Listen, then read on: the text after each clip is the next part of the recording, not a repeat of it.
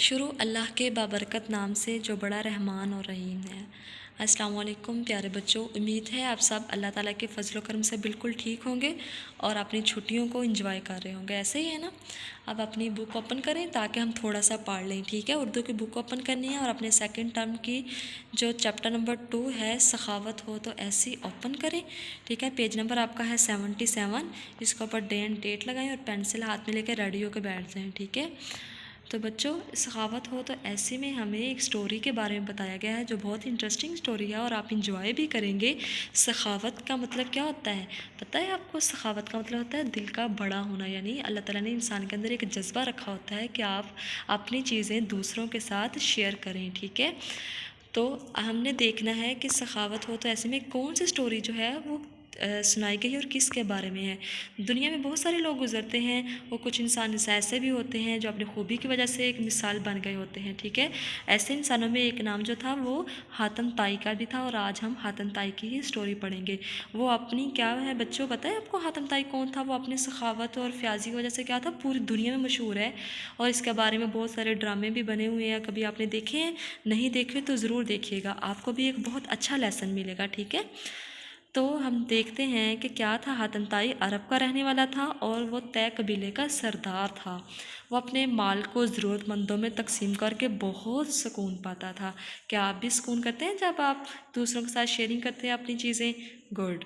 ایک سال کیا ہوا بچوں، عرب میں ایک ایسا قحط پڑا۔ قحط کا مطلب پتہ ہے کیا ہوتا ہے؟ قحط کا مطلب ہوتا ہے کھانے پینے کی چیزوں کی بہت زیادہ کمی ہو جاتی ہے۔ جب بہت لمبے عرصے تک بارشیں نہیں پڑتی نا تو پھر زمین جو ہوتی ہے وہ سوکھ کر پھٹ جاتی ہے، ٹھیک ہے؟ فضا کیا ہو گئی، گرد آلود ہو گئی ظاہرہ۔ جب بارش نہیں برسی تو فضا بھی صاف نہیں تھی، جانوروں پر بھی قحط کا برا اثر پڑا، ظاہرہ انہیں کھانے کو کچھ نہیں مل رہا تھا۔ اونٹوں کے پیٹ جو تھے وہ پسلیوں کے ساتھ لگ گئے تھے، یعنی ان کو کھانے کو کچھ نہیں ملا۔ قحط سالی نے کیا کیا، جانوروں کا بھی صفایا کر ڈالا۔ ایک انتہائی سرد رات میں جو قحط کی وجہ سے اور بھی طویل محسوس ہو رہی تھی، طویل کہتے ہیں لمبی کو، حاتم کے بچے، حاتم جو سردار تھا، کون سا سردار تھا؟ طے قبیلے کا، اس کے بچے عبداللہ اور عدی بھوک سے بلبلا رہے تھے۔ بلبلانا کیا ہوتا ہے؟ رونا، ٹھیک ہے؟ ان کو بہت زیادہ بھوک لگی ہوئی تھی۔ حاتم بچوں کی یہ حالت دیکھا بہت پریشان ہوا اور بچوں کو بہلانے کے جتن کرنے لگا، یعنی بچوں کو لوریاں سنانے لگ گیا یا پھر ان کو کہانیاں سنانے لگا کہ وہ بچوں کو، وہ بہت پریشان ہوا کہ وہ کیسے اپنے بچوں کو جو ہے وہ چپ کروائے۔ حاتم کی بیوی جو تھی وہ بھی بھوک اور نکاہت سے نڈھال تھی، اس کو بھی بہت زیادہ بھوک لگی ہوئی تھی۔ حاتم اور اس کی بھی دل جوئی کر رہا تھا، وہ اس کو بھی تسلیاں دے رہا تھا کہ مشکل کی یہ گھڑی جو ہے وہ بہت جلد ٹل جائے گی، یعنی بہت جلدی ختم ہو جائے گی۔ نیند ان کی آنکھوں سے بہت دور تھی، مگر حاتم کی بیوی بچوں کو تھپک تھپک کر خود بھی جھوٹ موٹ سو گئی۔ نیند آپ دیکھیں، جب بھوک لگی ہوئی ہوتی ہے تو نیند بھی بالکل بھی نہیں آتی، ٹھیک ہے؟ لیکن کیا ہوا، وہ بھی بیچاری بچوں کو سلاتی سلاتی خود بھی ساتھ ہی سو گئی۔ تو نیکسٹ کیا ہوا، رات کا ایک بڑا حصہ گزرا تو یوں محسوس ہوا کہ جیسے کسی نے خیمے کا پردہ اٹھایا ہو۔ بچوں آپ کو پتہ ہے کہ یہ جس ٹائم کی کہانی ہے نا، تب لوگ مکانوں میں نہیں رہتے تھے، یہ بڑی بڑی بلڈنگز نہیں ہوتی تھی، بلکہ تب کیا ہوتا تھا، عرب میں لوگ خیمے لگا کر زمین کے اوپر ہی رہا کرتے تھے اور دروازے بھی ان کے نہیں ہوتے تھے، بلکہ کیا ہوتا تھا، پردے لگے ہوتے تھے دروازوں کی جگہ پہ، اور پھر پردہ کسی نے اٹھایا اور پھر چھوڑ دیا۔ حاتم نے پوچھا کون ہے؟ ایک عورت کی آواز آئی، میں آپ کی پڑوسن ہوں۔ پڑوسن کسے کہتے ہیں؟ گڈ، پتہ ہے نا آپ کو، نیبرس کو کہتے ہیں، ہمسایوں کو کہتے ہیں۔ وہ کہتی ہے میں اپنے بچوں کو چیختا چلاتا چھوڑ کر تمہارے پاس آئی ہوں، مجھے اس کے سوا اور کوئی رستہ نہ دکھائی دیا۔ حاتم تم بہت سخی ہو، یعنی بہت کھلے دل کے ہو، میرے بچوں پر رحم کرو، خدا را انہیں مرنے سے بچا لو، انہوں نے 2 دن سے کچھ بھی نہیں کھایا ہے، وہ بھوک سے بلک بلک کر مر جائیں گے۔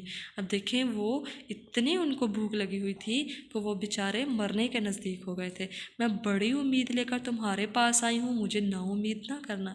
دیکھیں وہ کتنا ترس آتا ہے، کتنا رحم آتا ہے ایسے لوگوں پر کہ وہ دوسروں سے مدد مانگ رہے ہیں، حالانکہ حاتم کے پاس تو اپنے بھی کچھ نہیں تھا، اس کے اپنے بچے بھوکے سوئے ہوئے تھے اور وہ خود بھی بھوکا تھا، اس کی بیوی بھی بھوکی تھی۔ تو پھر حاتم نے کیا کہا، اس سے ہی تو ہمیں پتہ چلتا ہے کہ آخر کیا چیز تھی حاتم کے پاس، کس وجہ سے حاتم اتنا مشہور تھا کہ لوگ پھر بھی اس کے پاس سے مدد کے لیے آتے تھے۔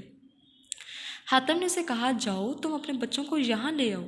تھوڑی دیر بعد وہ عورت کیا کیا، اس نے 2 بچوں کو گود میں اٹھا کر اور 4 بچوں کو گود سے لپٹائے چلی آئی۔ हातिम ने उठकर अपने प्यारे घोड़े को ज़िबा किया।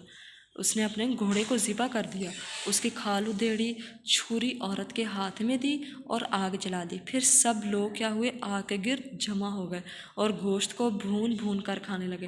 बच्चों आपको पता है जिस टाइम की कहानी है ना, तब जो थे जानवर जो थे वो हलाल ही थे सबके लिए, यानी आप सल्लल्लाहु अलैहि वसल्लम का दौर नहीं आया था, इस वजह से लोग सारा कुछ खा जाते थे। और वैसे भी जब आपको खाने के लिए कुछ भी ना मिल रहा हो तो जो हराम होता है वो भी तकरीबन हलाल के मानों में आ जाता है। हातिम कबीले के हर घर में पहुंचा और सबको दावत दी, लोगों उठो, आग के पास पहुंचो। ठीक है, यानी अब देखें वो उसको पता था कि वो एक ही घोड़ा है, वो भी उसका पेट साथ लगा हुआ था, लेकिन फिर भी उसने सबको बुलाया कि सारे ही लोग भूखे हैं ताकि सब ही खाना खा लें। थोड़ी देर बाद सब ही इकट्ठे हो गए और अपनी भूख मिटाने लगे। वो चादर में लिपटा हुआ एक तरफ बैठा रहा। उसने खुद कुछ भी नहीं खाया, बल्कि वो गोश्त खाने वालों को चुपचाप देखकर खुश होता रहा। वो क्यों खुश था कि लोग जो थे वो खुश थे, वो गोश्त खा रहे थे और उनकी भूख मिट रही थी। लोग खुश हो रहे थे कि आखिरकार उन्हें खाने के लिए कुछ तो मिल गया, और उसने खुद भी कुछ भी नहीं खाया। यही चीज़ होती है सखावत, कि आप खुद भूखे रहो और दूसरों की मदद करो, और फिर इससे आपको खुशी भी हासिल हो। उसने खुद गोश्त की एक बोटी भी न चखी, हालांकि वो सबसे ज़्यादा भूखा था। सुबह होते होते क्या हुआ, उसके घोड़े में सवाए हड्डियों के और कुछ भी बाकी न बचा। मगर हातिम का दिल भूखों की मदद करके खुशी से फूला ना समा रहा था। वो इतना खुश था कि उसने अपने लोगों की मदद की है, वो अपने भूखों की मदद कर रहा था। समझ आ गई आपको स्टोरी? गुड, आपने इन्जॉय भी किया इसे। चलें शाबाश, अब आपने क्या करना है, अपनी नोटबुक ओपन करें और जो इसके अल्फाज मानी हैं वो लिखें। डे एंड डेट लगाएं, मार्जिन ना लगाएं, और बहुत प्यारी सी राइटिंग भी आपने लिखना है, ठीक है, ताकि समझ आ जाए। तो फर्स्ट है आपका अल्फाज जो है वो कहत पढ़ना। कहत का मतलब मैंने आपको बताया था ना, काल पड़ना या फिर बारिश ना होने की वजह से खाने पीने की चीज़ों की शदीद कमी हो जाना। फ़ज़ा गर्द आलूद होना, मट्टी और ख़ाक उड़ाना। बिलबलाना, बिलबलाना का मतलब होता है बेचैन होना, बेकरार हो जाना। दिल जोई करना, तसल्ली देना। तवील, तवील का मतलब होता है लंबी, बड़ी सारी। पेट पसलियों से लग जाना, भूख की वजह से बेहद कमज़ोर हो जाना। सफाया कर डालना, ख़त्म कर देना, मार डालना। नेक्स्ट है भूख मिटाना। भूख मिटाने का मतलब होता है खाना खा लेना ताकि आपकी भूख ख़त्म हो जाए। खुदारा, खुदारा का मतलब होता है खुदा के लिए, अल्लाह के वास्ते। लास्ट है हमारा खुशी से फूला ना समाना, बहुत ज़्यादा खुश होना। ठीक है, समझ आ गई आपको? राइट कर लिया आपने, बहुत प्यारी सी राइटिंग में इसको राइट करना है आपने। चलिए शाबाश, आप अपनी नोटबुक ओपन, डायरी ओपन करें ताकि हम आज की डायरी जो है वो नोट कर सकें। जमात का काम आपने याद करना है और बहुत अच्छी तरह से याद करना है। और सवाल नंबर 4 सफ़ा नंबर 81 पे लिखा हुआ है, ठीक है, वो अल्फाज मुहावरात हैं, उसको आपने मैच करना है। विंटर पैक से हेल्प लें और अपनी कापी पर लिखना है आपने, और उसको बहुत प्यारा से याद करना है। इसके साथ ही हमारी आज की वीडियो ख़त्म होती है। अपना बहुत सारा ख्याल रखिएगा। इट्स ओवर नो, अल्लाह हाफिज़।